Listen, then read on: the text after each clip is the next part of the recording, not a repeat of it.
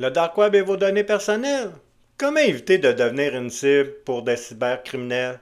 Suivez nos conseils pour rester en sécurité.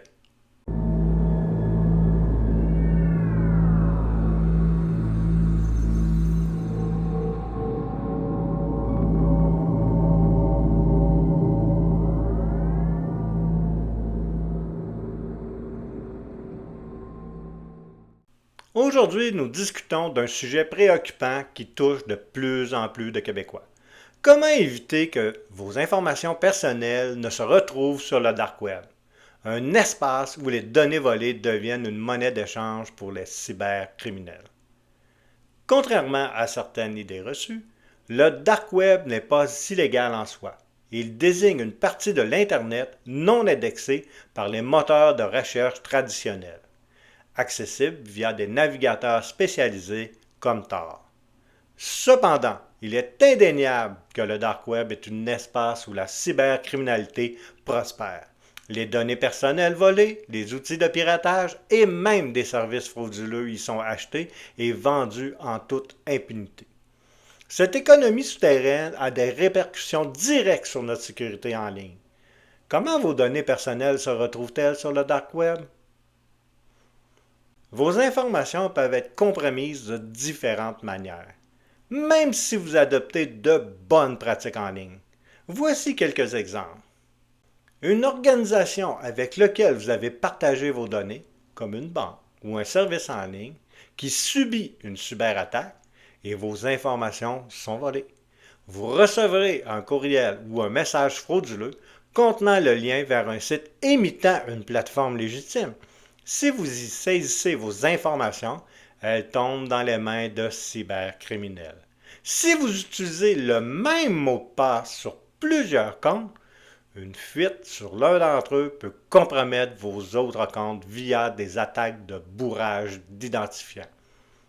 Télécharger des fichiers douteux, même involontairement, peut exposer vos données à des logiciels espions qui les transmettent aux cybercriminels.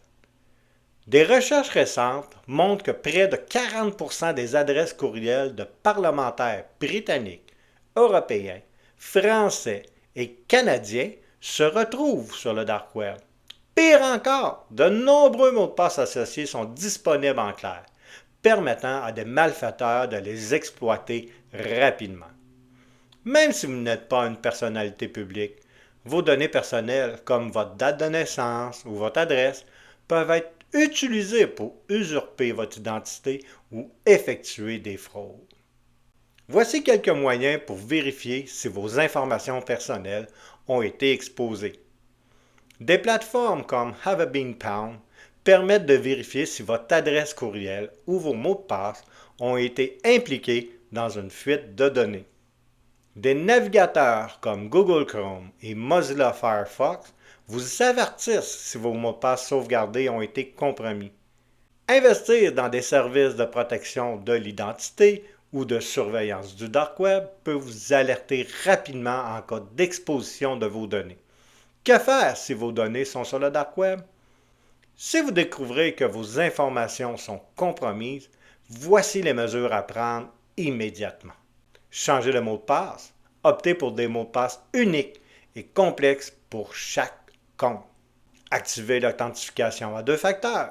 Cela ajoute une couche de sécurité supplémentaire. Surveillez vos comptes bancaires. Recherchez des transactions inhabituelles et envisagez de geler vos comptes si nécessaire. Mettez à jour vos appareils. Assurez-vous que vos logiciels de sécurité sont à jour et actifs. Informez les autorités compétentes.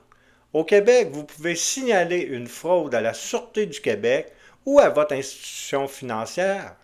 Adoptez des habitudes numériques sécurisées pour réduire vos risques à l'avenir. Limitez les informations partagées en ligne. Utilisez des adresses courriels jetables pour les inscriptions non essentielles. Revoyez vos paramètres de confidentialité. Assurez-vous que vos profils de réseaux sociaux sont protégés. Méfiez-vous des courriels et messages non sollicités. Vérifiez toujours l'authenticité d'un message avant de cliquer sur un lien. Au Québec comme ailleurs, la cybersécurité est une responsabilité partagée.